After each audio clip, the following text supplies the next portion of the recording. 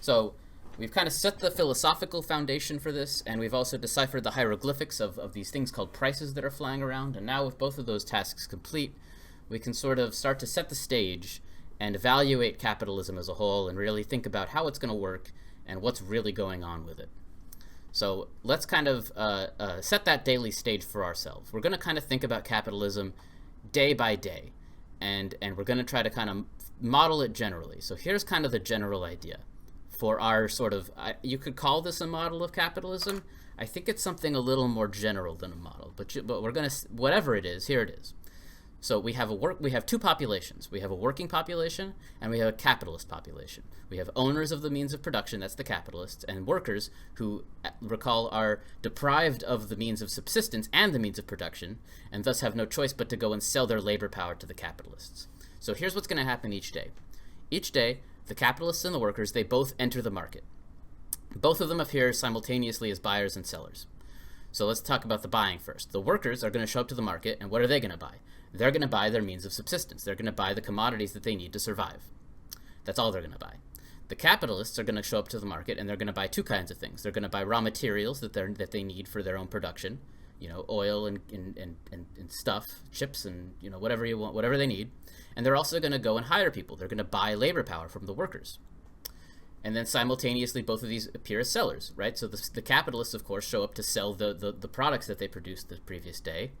And the workers show up to sell their labor power to the capitalists. So everybody goes into the market, and they all go buy and they sell what they need, and then they go into the factory, or they go into wherever they go to work, and then they spend the day. The capitalists spend the day overseeing, quote unquote, whatever that means, the processing of the dead labor, the raw materials, via the living labor, that is the labor power of the workers that day. The workers that are hired, they process those raw materials into commodities, and those commodities are the things that are going to appear on the market each day. And so the workers are going to make two kinds of things, right? They're going to end up they're going to consume the raw materials from the previous day, and then they're going to create the raw materials for the next day. They're also going to create at the very minimum the aggregate means of subsistence that the workers need as a whole to reproduce their population. And then they'll produce whatever else. They're going to work for the full working day, and then they'll go home, and then they'll go to sleep, and then they'll wake up the next day, and then the process repeats. And so that is capitalism, right? That's what we're going to call capitalism. And we're going to define a few aggregate numbers characterizing this process. So what we're going to have is this kind of closed capitalist society, and we're going to evaluate the society as a whole. And so let's define some variables. So first of all, we have V. V is sort of basic. V is basically the number I defined at the end of the last video. It's sort of it's the value of the means of subsistence. It's the total amount of time that's worked during the single working day that is required to reproduce the entire working population. So basically, the workers are going to spend some amount of time each day reproducing what they need to survive, the means of subsistence, right? So some portion of the working day is going to be spent making the wage goods for the workers, and that's V. So maybe the working day, and that's T, by the way. I'm going to define T to be the length of the working day. So if T is like 8, you have like an 8-hour working day set by society. Then maybe V is like 3. In other words, like 3 hours are spent by the workers making everything that they're going to buy the next day with their wages. That's what V is. We've also got C. So V is kind of necessary, right? You kind of in order to kind of reproduce capitalism, you have to kind of every day spend V amount of hours just kind of reproducing the workforce. C is similar. It's also necessary. C is the total amount of time required to produce the raw materials that are processed each day. So each day, in order to do the production process, I have this big pile of raw materials that need to be processed, right? Oil, gas, chips, boats, factories, walls, roads, all of this stuff needs to be kind of used up each day in the production process. And for to the extent that it's used up, it also needs to be recreated, because again, the whole idea is to have a mode of production that is reproducing itself, right? In order for the mode of production to reproduce itself, in order for capitalism to roll over one more day, then there is this kind of constant, that's why it's called C, kind of bundle of raw materials that need to be kind of continually reproduced each day. So a bunch of, basically, in the beginning of the day. Throughout the day, I'm going to consume a bunch of raw materials that I made in the previous day, and I'm also going to produce a bunch more raw materials that I'm going to use tomorrow. That's the idea. So let me just kind of draw this. So here's a picture I like to draw, but in order to draw it, I have to kind of be a little clear. So let me go ahead and say, like, suppose there are 200 million total workers. That's not really a variable I defined. I can call it n if you want. Like, it's not a variable I defined in the previous slide. Suppose there's 200 million total workers, and we have like a t equals 12-hour workday. So I have a 12-hour workday and I have 200 million total workers. So then the total number of hours of work that are done each day is 2.4 billion. So 2.4 billion total hours are worked by society each day. Each day, society does like a total of 2.4 billion hours of work. So we've got those things. Let's go ahead and also say that C is 600 million, excuse me. And V is equal to 800 million. So basically what I'm saying is that, so 600 million hours are needed every day to produce all the raw materials that need to be consumed tomorrow, and 800 million hours need to be worked in order to produce all of the commodities that the workers are going to consume tomorrow. That's what I'm really saying here. I'm going to kind of abuse the notation a little bit and do something with this. So I'm basically going to say, I have 200 million workers. I can go ahead and kind of draw this picture. I can draw this like meter here. And so basically what this is this is a timeline of the working day. I'm going to put timeline in quotes because it isn't really a timeline, but it is sort of a time. I think of it as a timeline. Basically what's going on is that if 600 million hours are needed to produce the raw materials, then I can kind of like account for that all in the beginning. I can basically say, okay, look, this whole workday is 12 hours, right?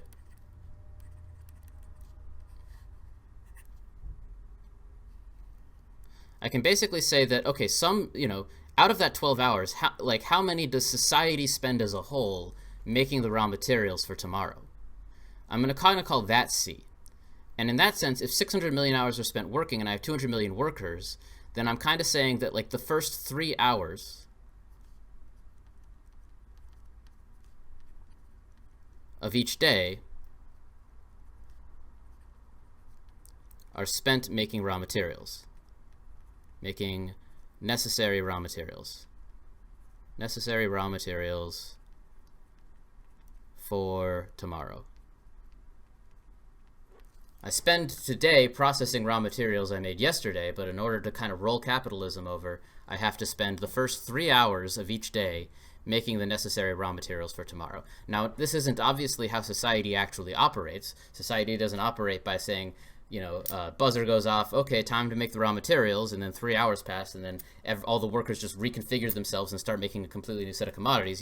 That's not how it works. If I'm a worker and I make steel all day, and I don't really know how this is societal accounting is going, but I can still kind of think of it this way, right?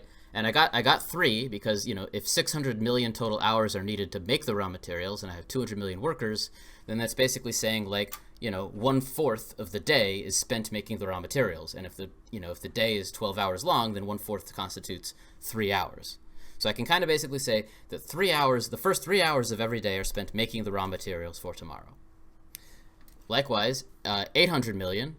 If 800 million hours are spent every day making the wage goods, and there's 200 million workers, then that kind of means that the next 4 hours are spent making the goods for the things that the workers consume.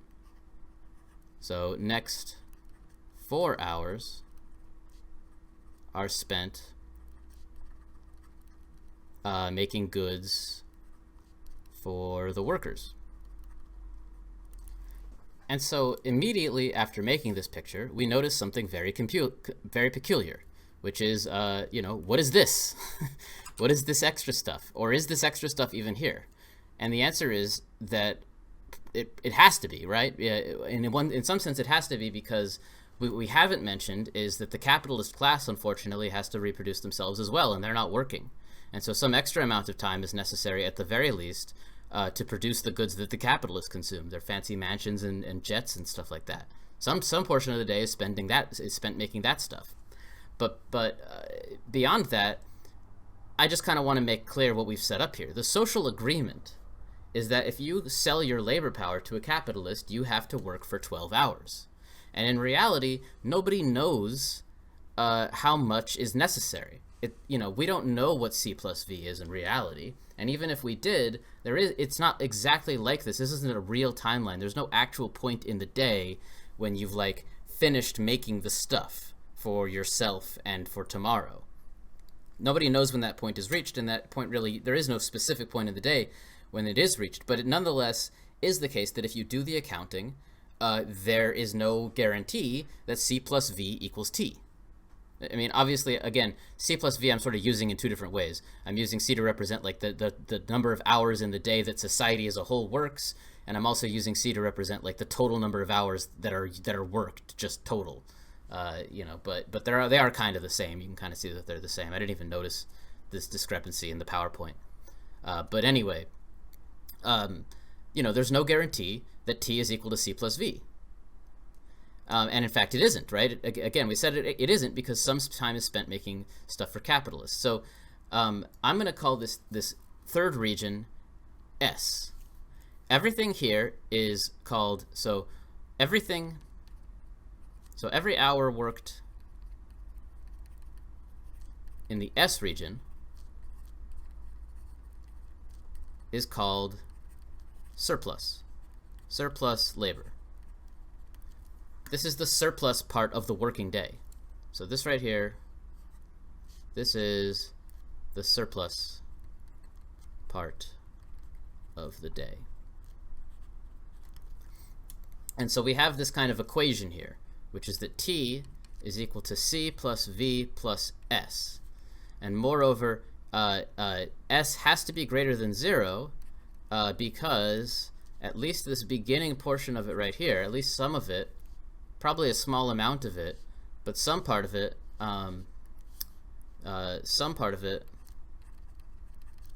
some extra time must be spent, is necessary to produce goods for the capitalist, to produce consumer goods for the capitalist.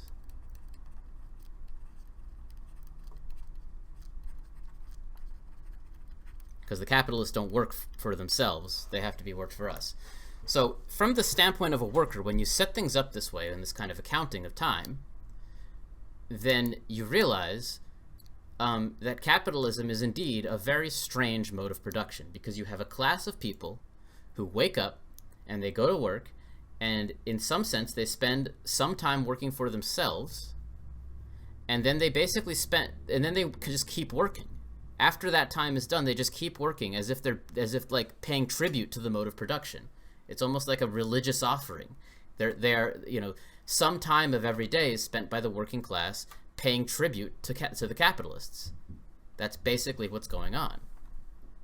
So this S part is spent as tribute. So S is worked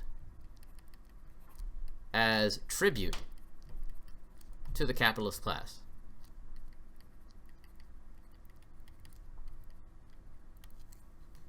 It just is, right? If the workers aren't making their consumer goods, they're not making the stuff that they need to make the consumer goods tomorrow. It's just pure tribute. It's just pure free labor for the capitalists. So there's an eternally recurring argument on the left about whether or not what's going on here is wage theft.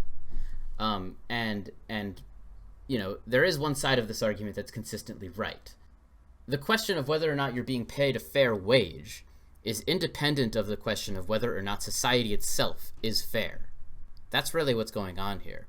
Because notice that, this surplus exists independently of whether or not people are being paid a fair wage. Remember, a fair wage is the value of labor power. It's a price that's equal to the value of labor power. And that value of labor power is given by V here. But you can see that the labor done throughout the day makes more than just V. You produce, in terms of value, more than what you get back in terms of wages. Now, that's not really wage theft. You are being paid the full value of the commodity that you provide. It's the social agreement itself that's not fair. It's the configuration of society itself that's not fair. It's the fact that you go out into the world and you go and work, you do labor every day for a certain amount of time, and and I didn't have to tell you this before you watched this video, you know deep down, for most of you, that the labor you do each day, the majority of it simply doesn't come back to you. It doesn't come back to the society that you live in. The labor that you do is not for you. It's for somebody else. The labor that you do goes into the pocket of somebody else that you probably have never met, that probably doesn't live anywhere near you. It doesn't come back, it doesn't benefit the society you're in any way, and it doesn't produce any material goodies for you. The majority of the time that you work is simply late time that you are giving over to somebody else. And that has nothing to do with whether or not you're being paid the full value of your labor power. Marx says you can be, you maybe aren't, but even if you are, this is still happening. And that's not necessarily because capitalists are like hoarding your wages. It's because capitalists and workers exist in a society that's configured this way. If you think that something is unfair about this, it's not the wages that are unfair, it's society itself that's unfair. That's what's going on here. So we've been doing all this accounting basically in terms of times, right? C and V and S, and we're going to be working with these a lot, are amounts of time, fundamentally. But the capitalist is not thinking about their accounting in terms of amounts of time. The capitalist is thinking about money. The capitalist is thinking about profit. And so how does profit relate to this stuff? What exactly is going on here? Let's go ahead and think about that. Well, remember, we're thinking about, we are assuming a naive labor theory of value. Essentially, we're assuming that there's a conversion factor A, I think I called it alpha in the last video, but I'm calling it A now, such that $1 is equal to A hours of labor. In other words, dollars are just units of time. And I think you can probably hear that and immediately realize that the capitalist profits are that region S. But let's go ahead and confirm that. So we can re-express kind of like the analogs to the C, V, and S in terms of dollars. Let's define them first, kind of as they should be, and then see how they relate. So C sub D, what is that? Remember, C was the total amount of time necessary to make all the raw materials. Well, then what's the total price of all of those raw materials as commodities? If I was to go into the market and try to buy every single one of those things, what would the total price be? That would be C sub D right here. Likewise, V. Let's think about V. V is the total amount of time necessary to make the total bundle of commodities that all the workers go out and buy. Well, what is that in price? Well, it's what I paid them, right? It's the total wages. So that's V sub D. And then S sub D is just the total dollar value of all the extra commodities and goodies that are made that aren't one of those other two things, right? Just everything that isn't the necessary raw materials that I made tomorrow, everything that isn't the worker stuff that the workers are going to consume tomorrow, everything else, that all the total price of all of those commodities, that's S sub D. And then I define one more variable that I didn't define in the last slide, R sub D, which is total societal revenue. In other words, revenue is just the total price of everything I made. So it's by definition C sub D plus V sub D plus S sub D. It's just the sum total of these three guys. I thought I wrote it down, but I guess I didn't. I should have. R sub D is equal to C sub D plus V sub D plus S sub D. It's just the number I'm defining to be these three things. And so we have the conversion factor, right? If $1 is equal to A hours of labor, then C sub D dollars is A times C hours of labor, right? How do I get the total dollar value of all the raw materials made that day? If I know the time, I can just multiply it by A, and that gives me the dollars, right?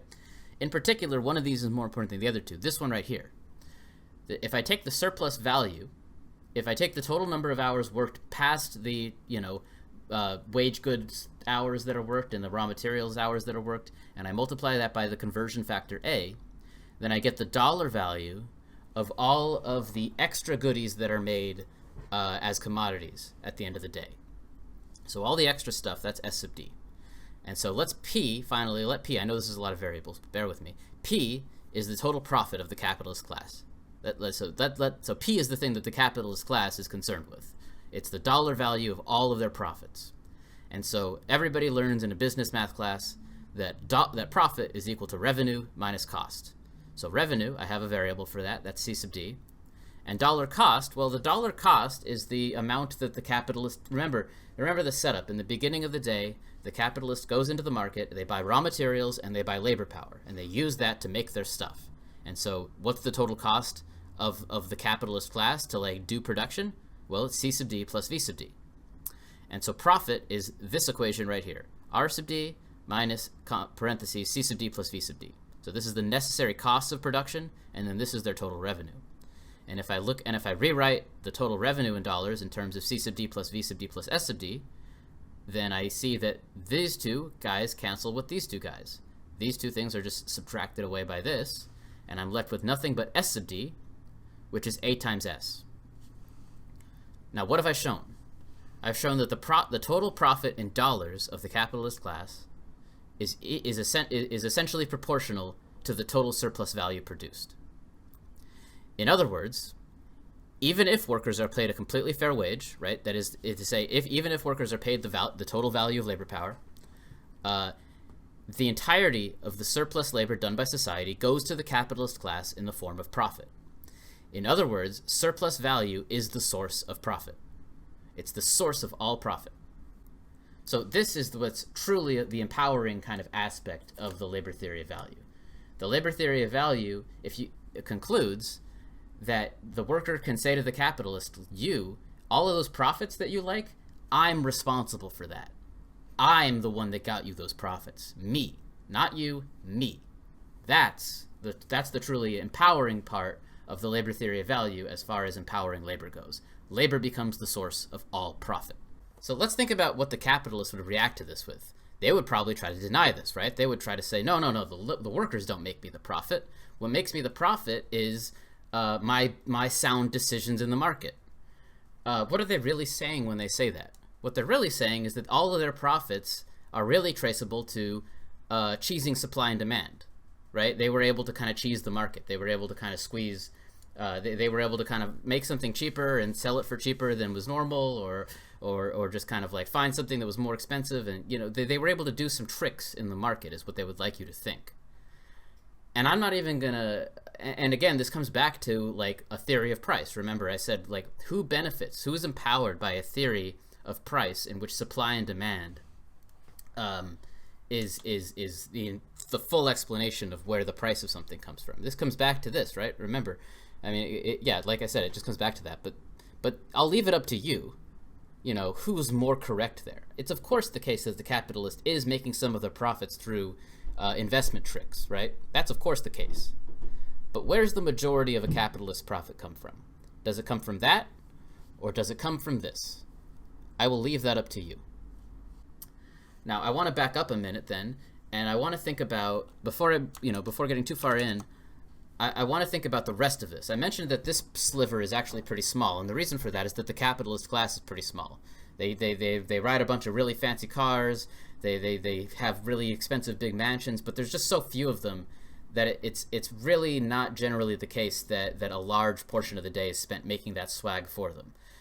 The majority of the day is actually the majority of the surplus part of the day is actually going to be spent cranking up the economy, growing the economy, right? Everybody in our world is obsessed with like how fast the economy is growing. They're taking it as, it's taken for granted that the economy grows at all.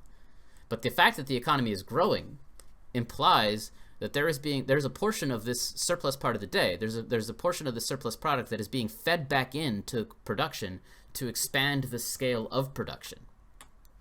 That the capitalist is taking a portion of their profits and continually reinvesting it to scale up their own operation. That's just a thing that's going to be happening. And I want to talk about a little bit about why that's going to be. Why is that? Why is that the fact? Why is it the case that the capitalist is continually reinvesting their surplus value, that is to say their profit, back into production? Why don't they just consume it? Don't they want to buy cool stuff? And the answer is, of course they do. They literally can't.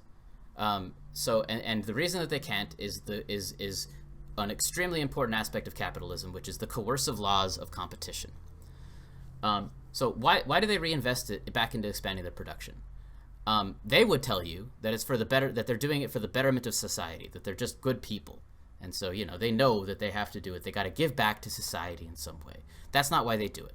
They do it because they have to do it. They are compelled to reinvest their surplus. They are compelled every bit as much as the workers are compelled to go sell their labor.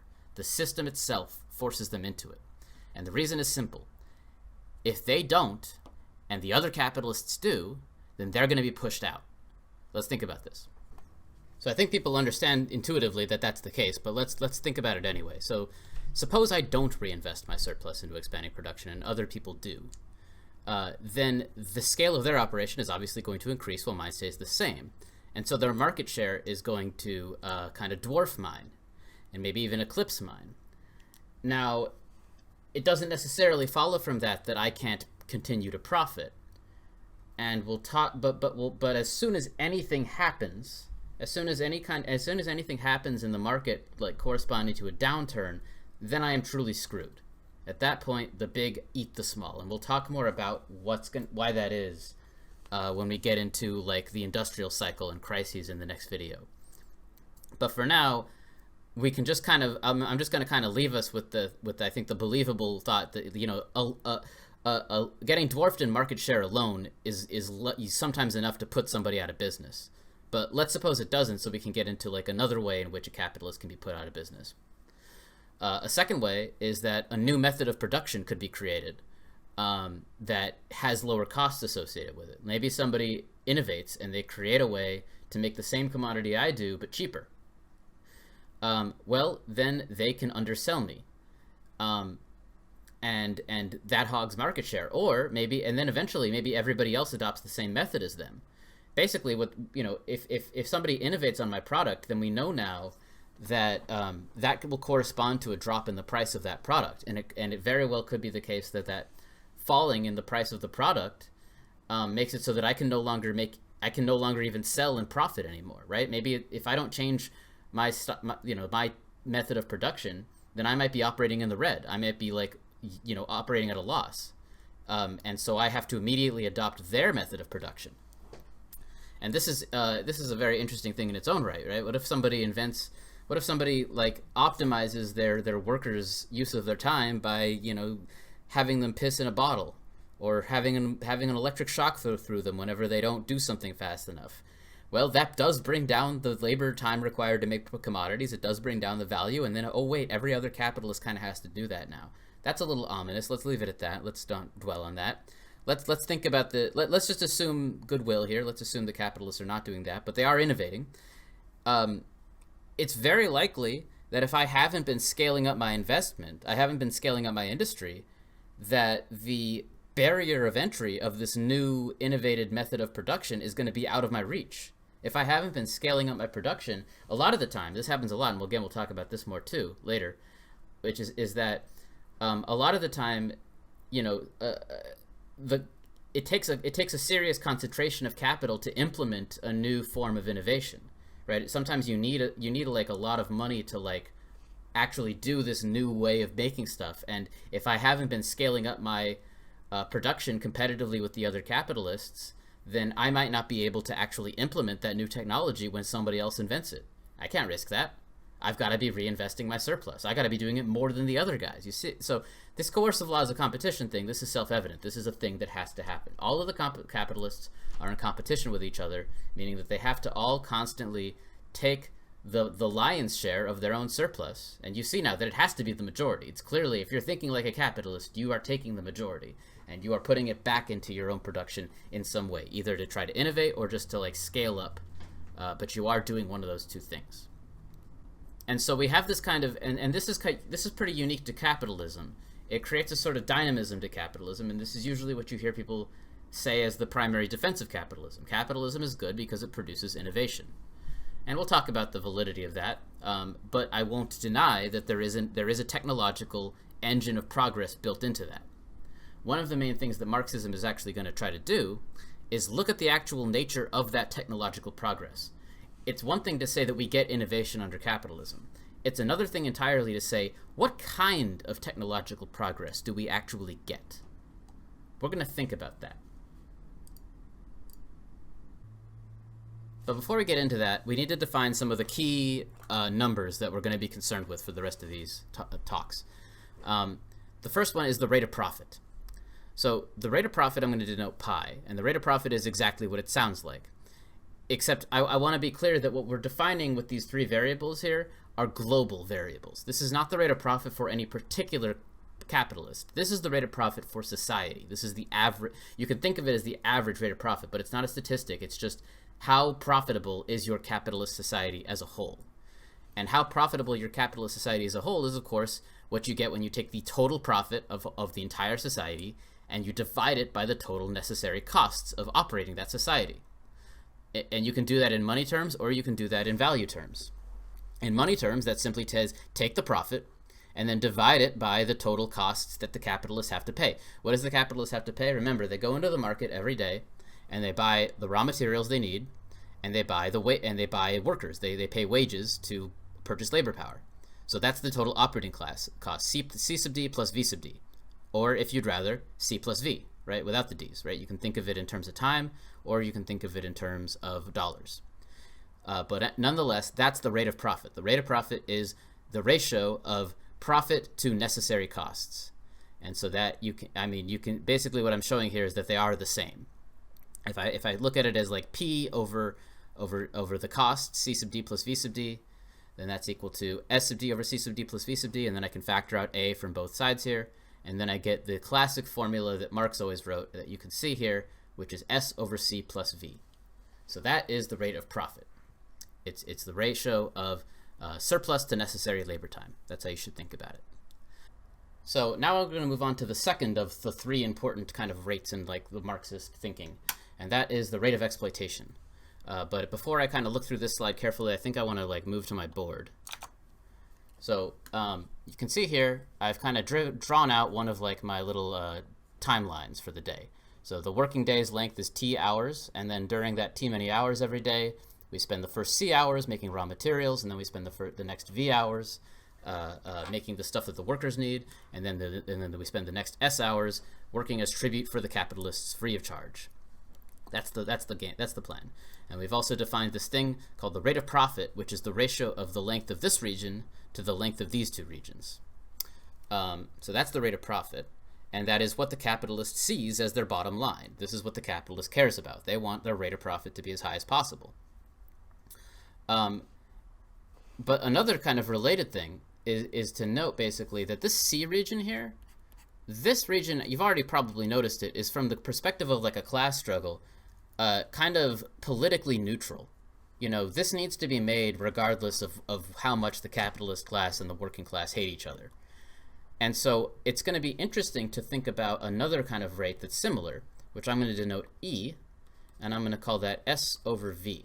In other words, we're going to ignore the C region here and focus exclusively on this region. And you can immediately see why we would want to do that. Because what is this region here? This region is the tug of war between the capitalist class and the working class. It's all happening right here. It doesn't have anything to do with C. The big tug of war between the capitalists and the workers is the day as it is given to the workers versus given to the capitalist. And let's think about what makes E big and small. Let's draw two different versions of this in which E is big and another in which E is small. So if E is big, so here's one where E is big. I'll keep C the same, but then maybe if E is really big, then that means that V is small and S is big, and so it looks something like this. And we can see immediately what's going on here. The capitalist class is making out like bandits, and the working class is just kind of giving most of their day over to the capitalists. Likewise, if E is small, and you know it has nothing to do with C really, you know, it looks like this. If E is small, then most of the working day is going to the working class, and the capitalist class is getting very little profit out of each day. And so you can see that the rate of profit and what I'm going to call here the rate of exploitation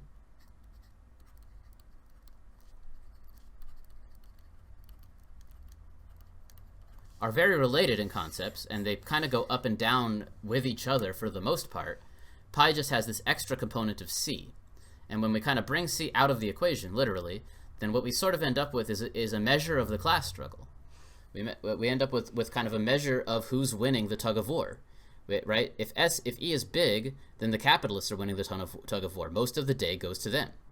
And if E is small, then the workers are winning the tug of war, right? Most of the day goes to them. That's what E measures, and that's why it's called the rate of exploitation, because the bigger it is, the more the capitalist class is getting out of things at the expense of the working class, right? Specifically, right? If the rate of profit is high, it doesn't necessarily correlate to an increase in the rate of exploitation, right? The rate of profit can increase by C decreasing, right?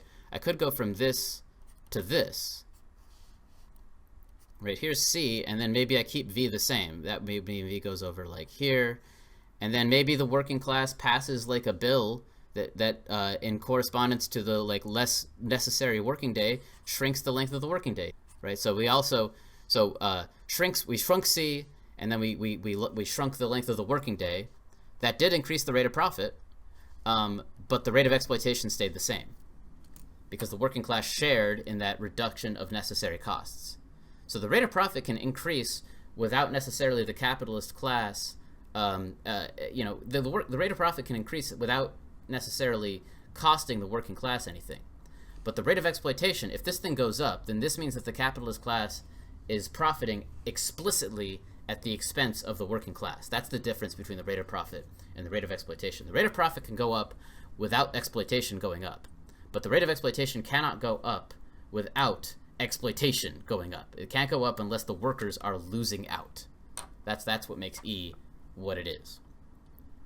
So we see now that really the goal of the capitalist class politically is going to be to make S, this chunk of the day, as big as possible. Now, they're not picky. They're not necessarily thinking that they need to do something with V. They'll take what they can get. But politically, they're not you can't pass a bill that makes C smaller, right? But you can pass a bill that makes the working day longer, and that's one of the ways to get more S, right? So the capitalist class is politically incentivized to do two things. In order to make S as big as possible, they're going to want to do one of two things. They're going to want to make the working day as long as possible, and they're also going to want to make V as small as possible. And so both of these have really big implications. The first of these is that there's going to be an immediate struggle between the capitalist class and the working class over the length of the working day. There's going to be an immediate political struggle over that as capitalism develops, and indeed there was. The 8-hour working day had to be fought for very violently. It was the center of all political struggle for a very long time. It's not talked about so much anymore, but that was a big battleground for a very, very long time.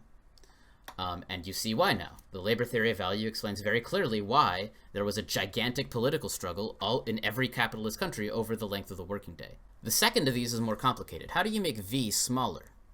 Okay, maybe you can't make T longer. Maybe you can't pass a bill without revolution that makes the working day longer. Or maybe the working class, likewise made the working day shorter. How do you make V as small as possible? And there's a couple ways to do this. So one way to do this is to increase efficiency. I can shrink V by just making it take less time to make all of the stuff that the workers need, right? What V really is it's the value of a whole bunch of commodities, right? It's a big bundle of commodities that all the workers need. So maybe, for example, workers need a certain number of tubes of toothpaste every day. So maybe I invent a new method of production of toothpaste that requires less labor. Now that can itself be done in one of two ways. I can either reduce the amount of active labor that's required to put the raw materials together to make the toothpaste. Maybe I invent a new method of production that can do that. Or I can just reduce one of the raw materials costs. Any reduction in raw materials cost is also going to correspond to a reduction in the amount of labor time. If I come up with like a type of outer shell that requires less plastic, if I figure out how to use less plastic to make the tubes of toothpaste, then that's less time spent each day making the plastic to make the toothpaste. And so either way, any kind of innovation which specifically applies to the consumer goods, to the wage goods, is going to reduce V. on the and that will lead to, you know, an increase in S, provided I don't allow the workers to share in that innovation. So I can't, you know, I can lower V, I can automate all this stuff, I can make self-driving cars a reality, but I can't allow them to demand that they work less. So that's, if you like, the first major way that you can shrink V. And you should keep in mind that you have, you know, this is a way to do it in which you keep the standard of living for the workers the same, right? You keep the bundle that is the means of subsistence remains the same, as does the amount of time that they're working every day. The other way to decrease V is to do the opposite, to reduce their standard of living, to make V smaller just by making them more miserable. So you can just actually kind of like make them, you can go out and say, hey, maybe you guys should just live with less. Maybe you guys should just accept being more miserable. I mean, we are told that quite often, right? We have a name for it. We call it austerity. So that's another way to do it. Maybe you subcontract to another country with cheaper labor, you know? Maybe you come up with new types of drugs. Oh, you can't work fast enough and you're depressed about it? Well, I got a drug for you. It's called an amphetamine. You know, I mean, like, there's tons, you know, maybe I make it a machine that makes you work faster, that forces you to work faster. Maybe I put cameras all over the place to make sure that you aren't taking too many bathroom breaks. That'll all make V smaller, won't it? So just to wrap up, what I think is probably a good place to end a video is we've got these two things. We've got the rate of profit, and we've got the rate of exploitation. And there's two things that I wanted to talk about regarding both of them at once. First of all, I want to ask the question, which one is bigger?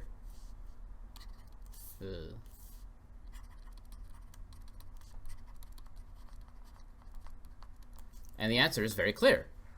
It's E, right? Because C is in the denominator. This is a positive thing in the denominator. Pi has a bigger denominator always, right? It's just V plus some extra stuff. So it's a bigger denominator, and so pi is the smaller one, right? It's being divided by a bigger number. So it's always E, i.e. we just have kind of a general identity, which is that pi is less than E.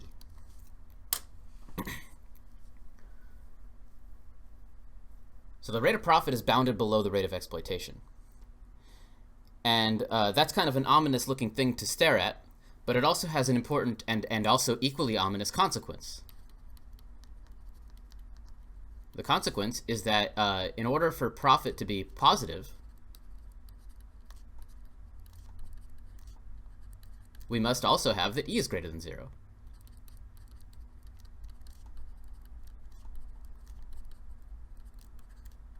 Right? Because if E is less than 0, then pi is less than E. Or if E equals 0, then pi is less than E.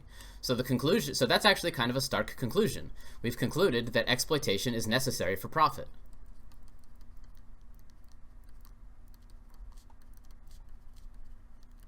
So exploitation is a necessary condition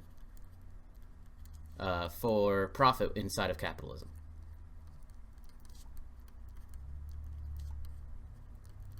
That's what we've proven there, basically. In an equilibrium economy where supply and demand are in perpetual equilibrium, exploitation is necessary for profit, for anyone to profit at all. Or for profit, I guess not for anybody, but for profit to happen on the whole. So that's an important conclusion to take. So the other thing I wanted to bring up is I wanted to begin to talk about the capitalist mentality. We're at a point where we can start to do that. We have that exploitation is a necessary condition for profit. And so we're at a point, at least we have in an equilibrium economy. And so we're at a point where the capitalist is going to have to rationalize some moral dilemmas, aren't they? The capitalist, nobody can tolerate living in a society in which they see themselves as the baddie, right? They're going to come up with rationalizations for not being the baddie. In fact, they'll go much, much further than just coming up with rationalization. Marx had a whole name to describe this. He called it bourgeois neuroses. They're going to develop an entire psychological complex around avoiding the understanding of their own role in this whole thing. And in this way, a lot of Marxism is often kind of compared to psychoanalysis. It almost is like This is what's in the conscious mind of the capitalist, this rate of profit right here. This is what the capitalist stares at. They care about their bottom line. But this is what's behind it. This is sort of like the subconscious of it. There's sort of a subconscious, like, the exploitation is hidden. It's almost as if the capitalists have hidden it from themselves. They don't, as long as they're staring at this, they don't have to think about this. Even though in their pursuits to bring this up, they're going to end up acting to bring this up. In fact, there's a famous quote, which is, I think the quote goes, "They know not what they do, but they do it anyway." Right? That's just I don't remember exactly where Marx says that, but that's sort of how we're starting to describe the behavior of the capitalist class. They don't know exactly what they're doing, but they are acting based on a drive that is their class interests. They're not directly aware, or at least they're able to fool themselves of what their class interests are, and we're starting to see the building up of a whole elaborate framework by which they can do that. Now, you might be a little confused, like, how different really is this from this? How do you really look at this without seeing this? And the answer to that will be when we get away from the naive labor theory of value. In reality, the full theory is going to basically involve a scrambling of information. The prices will be less simple than just directly proportional to the values, and that's an important part of this whole a whole mind palace that the capitalist class gets to build for themselves, because that scrambling makes it so that they don't see a direct connection between their profit, the profit of their class, and the exploitation as a whole. So but with these two kind of very parallel rates, the rate of profit and the rate of exploitation, we're beginning to see that whole framework for rationalizing your behavior and not quite thinking about your somewhat questionable role in this thing. We're starting to see that built up. But anyway, I think that's probably going to do it for a third video. I meant to make this one on the rate of profit, but we'll do that next time. In the next video, we'll discuss what kind of technological change we end up getting within the capitalist system, and we'll also discuss how that is going to translate to trends in what the rate of profit is going to do over time. So I'll see you then.